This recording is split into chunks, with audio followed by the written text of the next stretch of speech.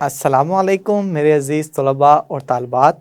मैं हूं मोहम्मद आतिफ़ याकूब और उम्मीद करता हूं कि आप सब बखैर आफ़ियत हैं। आप मुझसे पढ़ रहे हैं जमात दहम की फ़िज़िक्स और जमात दहम की फ़िज़िक्स में हम अपनी किताब का आखिरी chapter unit number 18 atomic and nuclear physics पढ़ रहे हैं। अपने गुज़िश्ता लेक्चर में हमने न्यूक्लियर ट्रांसम्यूटेशन का टॉपिक ख़त्म किया है। उसमें हमने देखा है कि कोई भी गैर क़याम पज़ीर न्यूक्लियाई जैसे ही अपने अंदर से रेडिएशंस निकालेगा तो वो क़याम पज़ीर न्यूक्लियाई में तब्दील हो जाता है। उन रेडिएशन में हमने देखा था अल्फ़ा, बीटा और गैमा ये रेडिएशंस निकलती हैं। आज हम पढ़ेंगे कि इन अल्फ़ा, बीटा और गैमा रेडिएशंस की आखिर नौइयत क्या है और इनकी क्या क्या खुसूसियात हैं। जब ये मादे के साथ ज़ेरे असर आएंगी, उनके साथ ताल्लुक़ बनाएगी, इंट्रैक्शन में आएगी, तो तब पेनिट्रेटिंग पावर किसकी ज़्यादा होगी और आयोनाइजिंग पावर कौन सबसे ज़्यादा रखता है। तो ये तमाम चीज़ें सीखने के लिए आइए चलते हैं अपने लाइट बोर्ड की जानिब। जी तो मेरे अज़ीज़ तलबा और तालबात, जैसा कि मैं बता चुका हूँ लेक्चर के आगाज़ में कि आज हम लोग पढ़ेंगे कि जो रेडिएशंस हैं अल्फ़ा रेज़, बीटा रेज़ और गैमा रेज़, आखिर इनकी नौइयत क्या क्या है और इनकी खसूसियात क्या क्या हैं। तो बारी बारी मैं इनकी नौइयत को डिस्कस करूंगा और खसूसियात को मैं लेक्चर के अंदर साथ ही साथ बताता चला जाऊंगा। तो याद रखिएगा, सबसे पहले अगर हम अल्फ़ा रेज़ की बात करें, अल्फ़ा रेज़ की हम लोगों ने जो दो नौइयत देखी है, नौइयत ये देखी है कि एक तो अल्फ़ा रेज़ ये हीलियम न्यूक्लियाई हैं,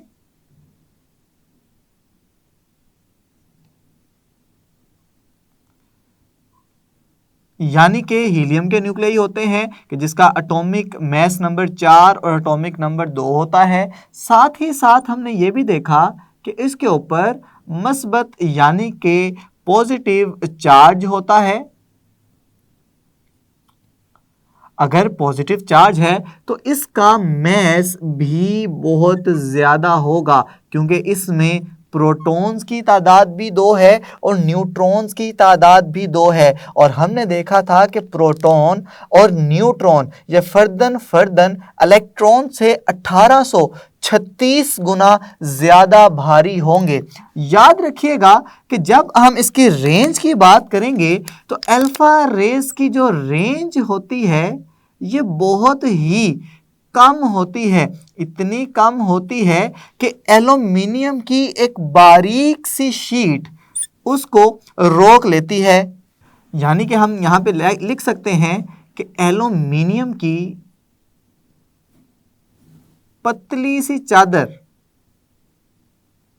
तक इसकी रेंज हो सकती है। जैसे ही एल्युमिनियम की पतली चादर इसके सामने आ जाएगी तो अल्फ़ा रेज़ वहाँ पे रुक जाएंगी, उसके आगे उसको क्रॉस करके नहीं जा सकती। एल्युमिनियम की पतली चादर की बजाय अगर एक खाली पेपर भी रख दिया जाए तो उस पेपर के पास भी इतनी एबिलिटी है कि वो आती हुई अल्फ़ा रेज़ को स्टॉप कर सकें, उसको रोक सकें। ये बात तो हो गई अल्फ़ा रेज़ की। क्यों ना हम बीटा रेज़ के बारे में बात कर लें। बीटा रेज़ के बारे में भी यही बातें करेंगे। बीटा रेज़, अब बीटा रेज़ हमने देखा कि ये दरअसल हैं इलेक्ट्रॉन्स। अगर तो ये इलेक्ट्रॉन्स हैं तो एक बात इस पे मज़ीद आ जाएगी कि ये मनफी चार्जेस वाले हैं। इन पे चार्ज जो होगा वो मनफी होगा, मनफी चार्ज होगा तो हम देखेंगे कि इसका मास बहुत कम होगा अल्फ़ा रेज़ के मुकाबले में।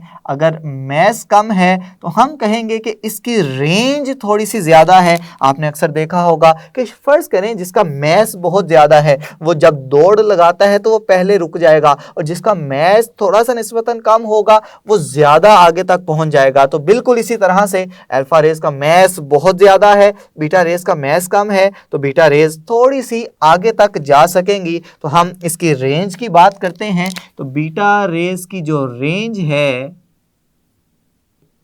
वो होती है जी कि ये कई मिलीमीटर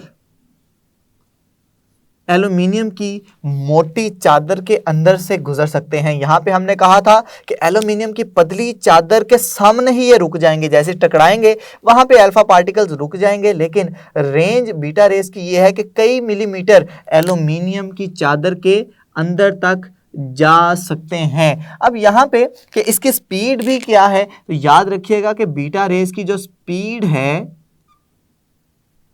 ये तकरीबन बराबर है रोशनी की स्पीड के। रोशनी की स्पीड को आप जानते हैं c कहते हैं, और ये बराबर है 3 × 10 की ताकत 8 मीटर फी सेकंड के। और अब बात करते हैं गैमा रेज की, और गैमा रेज आप जानते हैं कि ऐसी रेज हैं कि जिनके ऊपर ना कोई चार्ज और ना कोई मैस। तो हम ये कहेंगे कि गैमा रेज सिर्फ और सिर्फ इलेक्ट्रोमैग्नेटिक रेज हैं।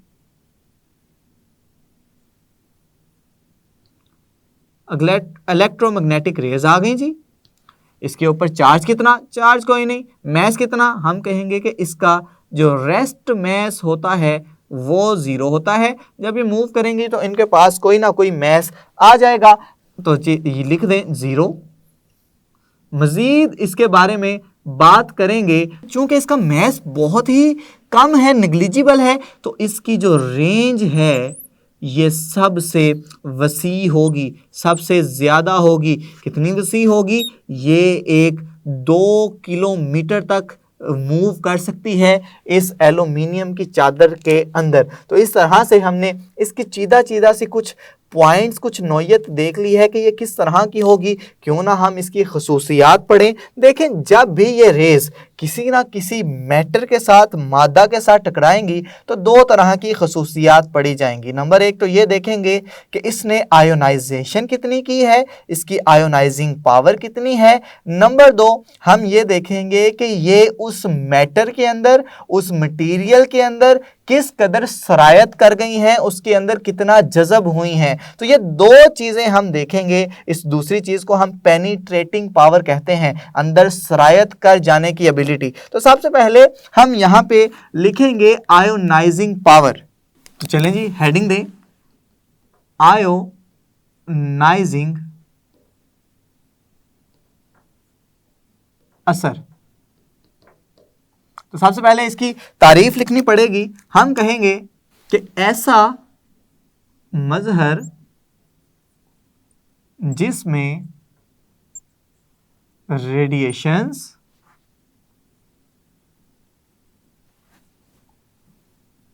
पॉजिटिव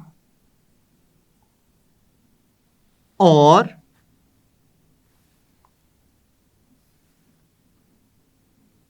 नेगेटिव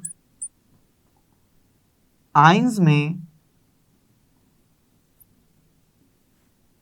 तब्दील हो जाएं,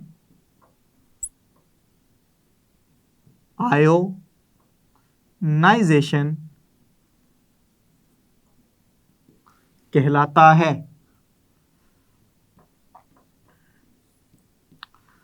अब ये तो बात हो गई आयोनाइजेशन की। अब देखते हैं कि अल्फा रेस किस तरह से आयोनाइजेशन करती हैं, बीटा रेस किस तरह से आयोनाइजेशन करेंगी, और गैमा रेस किस तरह से आयोनाइजेशन करेंगी। और फिर ये भी देखेंगे कि इन 3 रेज में से किस रे की आयोनाइजेशन पावर सबसे ज़्यादा है। तो पहले बात शुरू करेंगे अल्फा पार्टिकल से। तो फ़र्ज़ करें कि मेरे पास ये एक अदद न्यूक्लियस है कि जिसके गिर्द ये प्रोटॉन है। प्रोटॉन के बाहर इस न्यूक्लियस के गिर्द कोई चक्कर काट रहा होगा, एक अदद इलेक्ट्रॉन कुछ इस तरह से ये चक्कर काट रहा है इसके गिर्द। लेकिन जैसे ही मैं एक अदद अल्फा रे के जिसके पास हीलियम का न्यूक्लियाई है और इसके ऊपर चार्ज है मस्बत, और जैसे ही ये इस इलेक्ट्रॉन से आके हिट करेगा, इसको टक्कर मारेगा, तो टक्कर मारने से ये इलेक्ट्रॉन इस जगह से बाहर निकल जाएगा। ये इस एटम से, इस न्यूक्लियस से बाहर निकल जाएगा। इस न्यूक्लियस से बाहर निकल गया, इलेक्ट्रॉन पे चार्ज है मनफी का। तो जब जैसे ही एक इलेक्ट्रॉन बाहर निकल गया, तो याद करें चैप्टर नंबर 13 में मैंने आपको कहा था कि जब किसी भी एटम से इलेक्ट्रॉन निकल जाता है तो उस एटम पे चार्ज आ जाता है मस्बत का। तो अब चूंकि यहाँ पे पॉजिटिव आयन आ गया है तो यहाँ पे आयोनाइजेशन हो रही है। इसको टकराने के बाद ये जो अल्फा पार्टिकल था ये बिल्कुल सीधा गुजर जाएगा। सीधा गुजरने के पीछे वजह ये है क्योंकि ये बहुत ही ज़्यादा हैवी पार्टिकल है। इतना हैवी पार्टिकल है कि ये इस इलेक्ट्रॉन से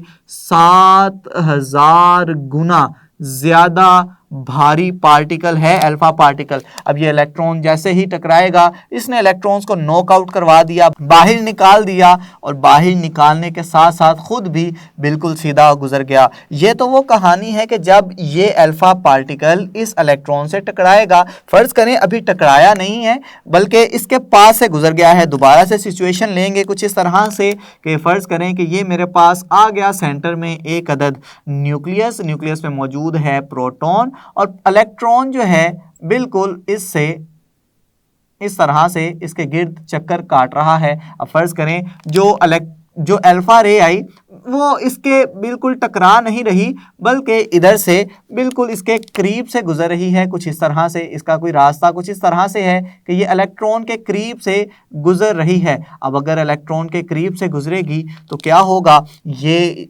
पॉजिटिव चार्ज है इसके पास और इलेक्ट्रॉन पे के पास चार्ज है नेगेटिव चार्ज। तो ये पॉजिटिव चार्ज नेगेटिव चार्ज को कशिश करेगा और कशिश करते करते ये दोबारा इस इलेक्ट्रॉन को इस जगह से निकाल देगा और ख़ुद ये बिल्कुल सीधा रास्ता तय कर लेगा। तो इधर भी इलेक्ट्रॉन निकल गया है तो हम कहेंगे कि यहाँ पे उसकी आयोनाइजेशन पावर है और मौजूद है। अब देखते हैं बीटा रेडिएशंस किस तरह से इस अमल में हिस्सा लेंगी। ये दोबारा से उसके लिए मैं अलग रंग बना रहा हूँ, अलग रंग से ये सारी कुछ समझाऊंगा। फ़र्ज़ करें कि ये न्यूक्लियस आ गया सेंटर में, इधर मौजूद है एक अदद प्रोटॉन और यहाँ पे मौजूद है एक अदद इलेक्ट्रॉन जो कि इसके गिर्द चक्कर काट रहा है कुछ इस तरह से। अब क्या होगा, बीटा रेडिएशंस यानी कि एक इलेक्ट्रॉन यहाँ से दाखिल होगा और दाखिल होते ही ये इस इलेक्ट्रॉन को जैसे ही टकराएगा, टकराने के बाद क्या होगा, ये इस इलेक्ट्रॉन को इस जगह से निकाल देगा। फ़र्ज़ करें कि ये इलेक्ट्रॉन इधर से निकलने के बाद इस डायरेक्शन में चला गया है और बीटा रेज जो आई थी ये भी अपना रास्ता तब्दील करते हुए निकल जाएंगी। अब वहाँ पे हमने देखा था कि अल्फ़ा रेज बिल्कुल सीधी गुजरती हैं, लेकिन यहाँ पे बीटा रेज का भी रास्ता तब्दील होगा। क्यों? क्योंकि एक तो बीटा रेज का मैस अल्फ़ा रेज से 700 गुना कम है। मज़ीद हम ये बात करते हैं कि क्या जब करीब से गुजरेगी तब भी ऐसा कोई सूरत हाल होगी, क्या तब आयोनाइजेशन होगी? तो चलें देखते हैं। ये हमारे पास है जी मौजूद एक अदद इलेक्ट्रॉन का मदार और ये इलेक्ट्रॉन यहाँ पे इस न्यूक्लियस के गिर्द मदार में है। जैसे ही बीटा रे यानी कि नेगेटिव पार्टिकल इसके पास से गुजरेगा तो आप जानते हैं इसके ऊपर चार्ज है नेगेटिव, इलेक्ट्रॉन पे भी चार्ज है नेगेटिव। तो यहाँ पे कूलम की फोर्स के मुताबिक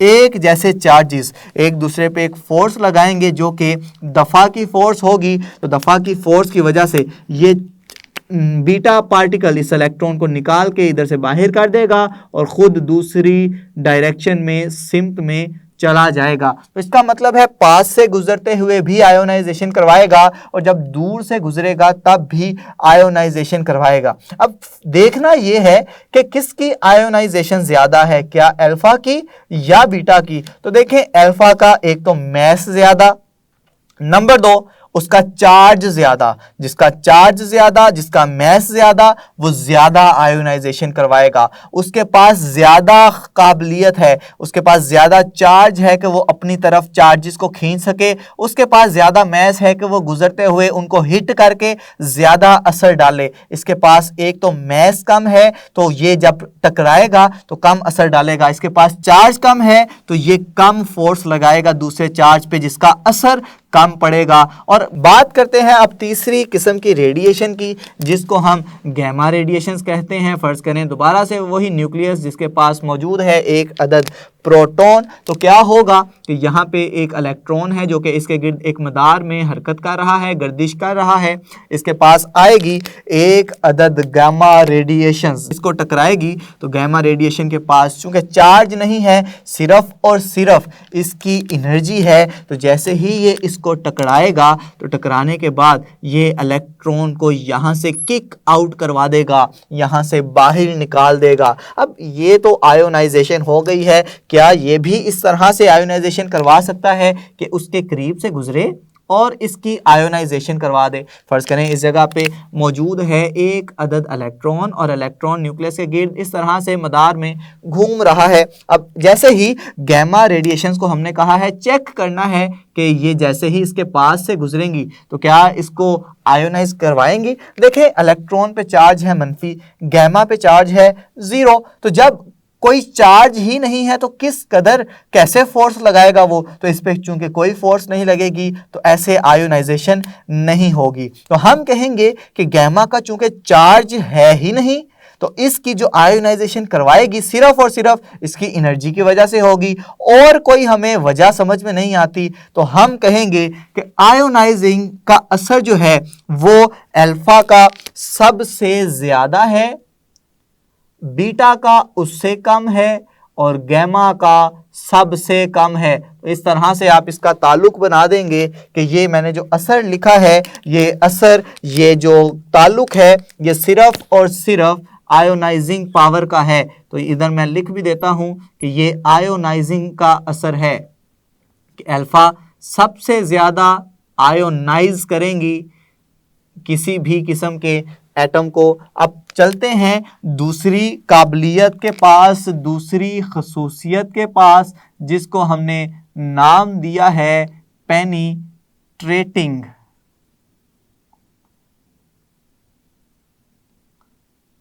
पावर। तो सबसे पहले तो देखते हैं ये पेनिट्रेटिंग पावर आखिर है क्या, इसकी तारीफ करते हैं।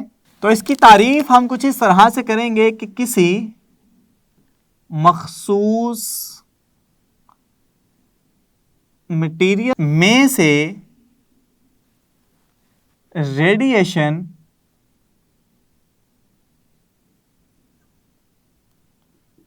के गुजरने की सलाहियत को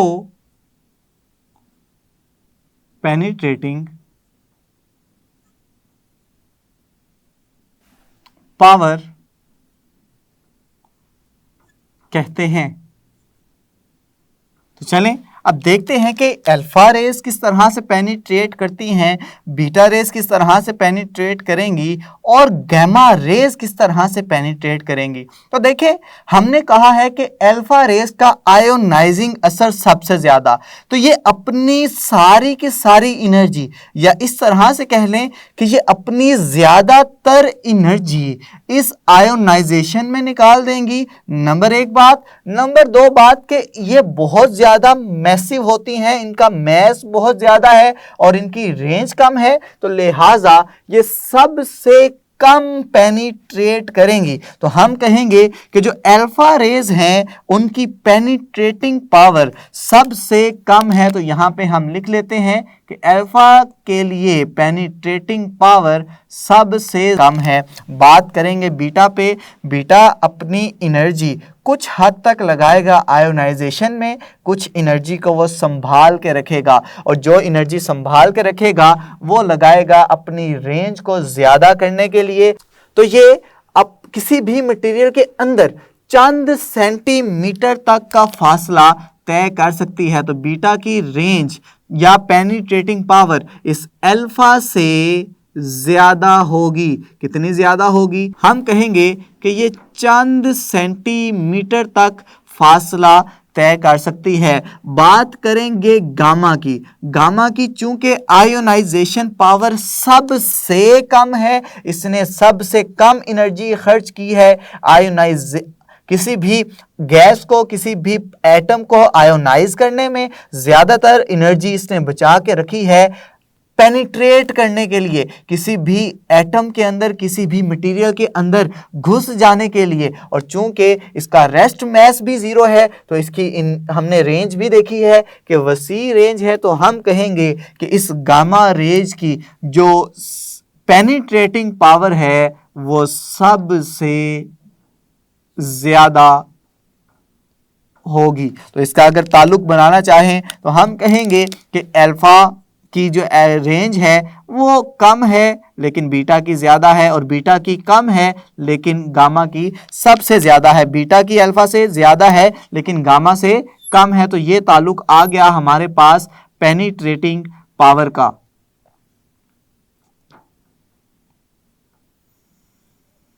तो इस तरह से आप आयोनाइजिंग पावर और पेनिट्रेटिंग पावर के दरमियान फ़र्क महसूस कर सकते हैं, फ़र्क देख सकते हैं। अब आपकी किताब वाले ने एक अदर डायग्राम बनाई है, वो डायग्राम देखें कि यहाँ पे देखें कोई सोर्स रखा हुआ है, रेडियो एक्टिव सोर्स है, और रेडियो एक्टिव सोर्स के आगे पहले रखा हुआ है एक अदद पेपर, फिर रखा हुआ है एल्यूमिनियम की शीट को, और उसके बाद रखा हुआ है किसी लेड के या आयरन के ब्लॉक को।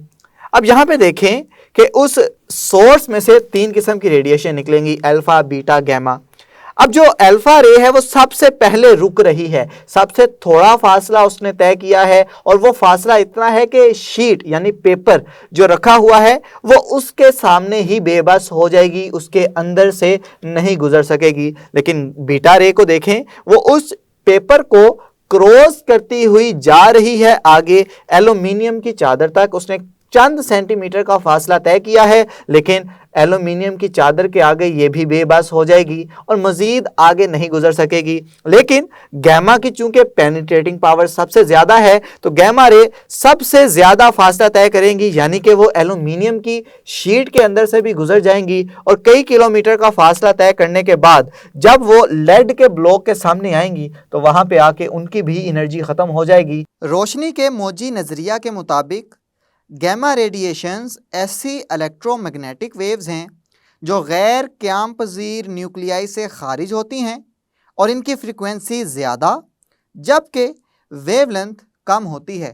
इसका मतलब है कि गैमा रेज को रोकने के लिए हमें किसी लेड के ब्लॉक का इंतज़ाम करना पड़ेगा। तो इस तरह से हमने आज के लेक्चर में समझा कि अल्फ़ा, बीटा और गैमा रेडिएशंस की नौइयत क्या क्या है, इनकी खसूसियात क्या क्या हैं, और उन खसूसियात में हमने देखा कि जब भी मैटर के साथ ये रेज, ये रेडिएशंस ज़ेरे असर आएंगी तो 2 तरह की खसूसियात पढ़ने को मिलेंगी। Number 1 ionizing power, number 2 penetrating power. Ionization में देखा कि अल्फा की आयोनाइजेशन पावर सबसे ज़्यादा लेकिन उसकी पेनिट्रेशन पावर सबसे कम, और आयोनाइजेशन पावर गैमा रेज की सबसे कम लेकिन उसकी पेनिट्रेटिंग पावर सबसे ज़्यादा। तो उम्मीद करता हूं कि ये वाला लेक्चर आपको समझ आ गया है।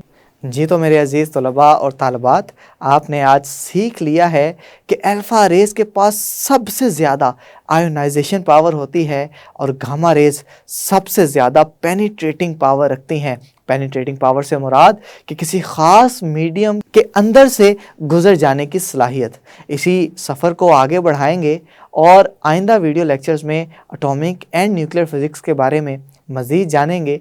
तब तक के लिए अपना ख्याल रखें, अपने से ज़्यादा दूसरों का खुश रहें, खुशियाँ बांटें। अल्लाह हाफ़िज़।